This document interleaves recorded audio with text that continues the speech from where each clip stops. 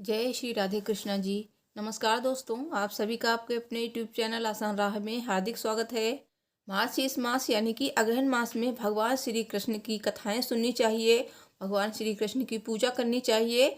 बहुत ही ज़्यादा पुण्य मिलता है। भगवान श्री कृष्ण हमें मनचाहा वरदान देते हैं। तो दोस्तों, आज की कथा है, भगवान श्री कृष्ण के 13 रूप हैं और इन 13 रूपों का अलग ही रंग है। तो आइए जानते हैं कौन कौन से 13 रूप हैं और क्या हैं इनके रंग। दोस्तों, वीडियो शुरू करने से पहले आपसे एक अनुरोध है, अगर अभी तक आपने मेरे चैनल को सब्सक्राइब नहीं किया है तो प्लीज़ सब्सक्राइब कर लीजिए, साथ ही बेल को ज़रूर प्रेस करें और कमेंट बॉक्स में जय श्री राधे कृष्णा जी अवश्य लिखें। भगवान कृष्ण जी आपकी सभी मनोकामनाएं पूर्ण करेंगे।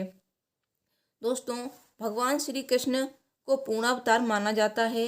64 कलाओं में दक्ष श्री कृष्ण भगवान ने हर क्षेत्र में अपने व्यक्तित्व की छाप छोड़ी है। वैसे तो भगवान श्री कृष्ण के सैकड़ों रूप और रंग हैं, लेकिन आइए हम जानते हैं आज उनके 13 रूपों के बारे में।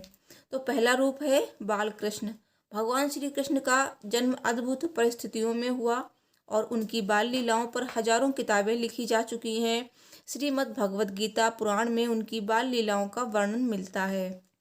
भगवान श्री कृष्ण जी का बचपन गोकुल और वृंदावन में बीता। श्री कृष्ण भगवान ने ताड़का, पूतना, षटकासुर आदि का बचपन में ही वध कर डाला। बाल कृष्ण को माखन चोर भी कहा जाता है। दूसरा है गोपाल कृष्ण। भगवान श्री कृष्ण एक ग्वाले थे और वे गाय चराने जाते थे, इसलिए उन्हें गोपाल भी कहा जाता है। ग्वाले को गोप और ग्वालन को गोपी कहा जाता है। हालांकि यह शब्द अनेकार्थी है। पुराणों में गोपी कृष्ण लीला का वर्णन मिलता है। इसमें गोप और गोपिकाएं डांडिया रास करते हैं। तीसरा रूप है रक्षक कृष्ण जी। भगवान श्री कृष्ण ने किशोरावस्था में ही चारूण और मुष्टिक जैसे खतरनाक मल्लों का वध किया था। साथ ही उन्होंने इंद्र के प्रकोप के चलते जब वृंदावन आदि ब्रज क्षेत्र में जल प्रलय हो चली थी, तब गोवर्धन पर्वत अपनी उंगली पर उठाकर सभी ग्रामवासियों की रक्षा की थी। भगवान श्री कृष्ण का चौथा रूप है शिष्य कृष्ण। भगवान श्री कृष्ण के गुरु संदीपनी थे। उनका आश्रम अवंतिका उज्जैन में था। कहते हैं कि उन्होंने जैन धर्म में वायस्वेव तीर्थ कर नेमिनाथ जी से भी ज्ञान ग्रहण किया था। भगवान श्री कृष्ण जी गुरु दीक्षा में सांदीपनी के मृत पुत्र को यमराज से मुक्ति कराकर ले आए थे। भगवान श्री कृष्ण जी का पांचवा रूप है सखा कृष्ण। भगवान श्री कृष्ण के हजारों सखा थे। सखा मतलब मित्र या दोस्त। श्री कृष्ण जी के सखा सुदामा, श्रीदामा, मधुमंगल, सुबाहु, सुबल, भद्र, सुभद्र, मणिभद्र, भोज, तोक कृष्ण, बरुथप, मधुकंड, विशाल, रसाल, मरकंद, सदानंद, चंद्रहास, बकुल, शारद, बुद्धि प्रकाश, अर्जुन आदि थे। श्री कृष्ण जी की सखियां भी हजारों थीं। राधा, ललिता आदि सहित कृष्ण जी की 8 सखियां थीं। ब्रह्मवैवर्त पुराण के अनुसार सखियों के नाम इस तरह हैं: चंद्रावली, श्यामा, शैव्या, पद्मा, राधा, ललिता, विशाखा तथा भद्रा। कुछ जगह ये नाम इस प्रकार हैं: चित्रा, सुदेवी, ललिता, विशाखा, चंपकलता, तुंग विद्या, इंदुलेखा, रंग देवी और सुदेवी। कुछ जगह पर ललिता, विशाखा, चंपकलता, चित्रा देवी, तुंग विद्या, इंदुलेखा, रंग देवी और कृतिमा, मनेली। इनमें से कुछ नामों में अंतर है। इसके अलावा भौमासुर से मुक्त कराई गई सभी महिलाएं कृष्ण जी की सखियां थीं। द्रौपदी भी श्री कृष्ण जी की सखी थीं। छठा रूप है भगवान श्री कृष्ण जी का प्रेमी कृष्ण। कृष्ण जी को चाहने वाली अनेक गोपियां और प्रेमिकाएं थीं। कृष्ण भक्त कवियों ने अपने काव्य में गोपी कृष्ण की रासलीला को प्रमुख स्थान दिया है। पुराणों में गोपी कृष्ण के प्रेम संबंधों को आध्यात्मिक और अति श्रृंगारिक रूप दिया गया है। महाभारत में ये आध्यात्मिक रूप नहीं मिलता है, लेकिन पुराणों में मिलता है। उनकी प्रेमिका राधा, रुक्मिणी और ललिता की ज़्यादा चर्चा होती है। सातवां रूप है भगवान श्री कृष्ण जी का कर्मयोगी कृष्ण। गीता में कर्मयोग का बहुत महत्व है।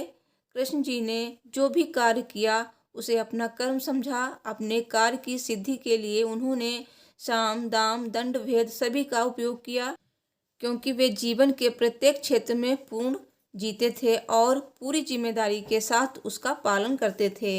न अतीत में और न भविष्य में, जहाँ हैं वहीं पूरी सघनता से जीना ही उनका उद्देश्य रहा है। 8वां रूप है भगवान श्री कृष्ण जी का धर्मयोगी कृष्ण। भगवान श्री कृष्ण ने ऋषि वेद व्यास के साथ मिलकर धर्म के लिए बहुत कार्य किया। गीता में उन्होंने कहा कि जब जब धर्म की हानि होगी तब तब मैं अवतार लूंगा। श्री कृष्ण जी ने नए सिरे से उनके कार्य में सनातन धर्म की स्थापना की। 9वां रूप है भगवान श्री कृष्ण जी का वीर कृष्ण। भगवान श्री कृष्ण ने महाभारत में युद्ध नहीं लड़ा था। वे अर्जुन के सारथी थे, लेकिन उन्होंने कम से कम 10 युद्धों में भाग लिया था।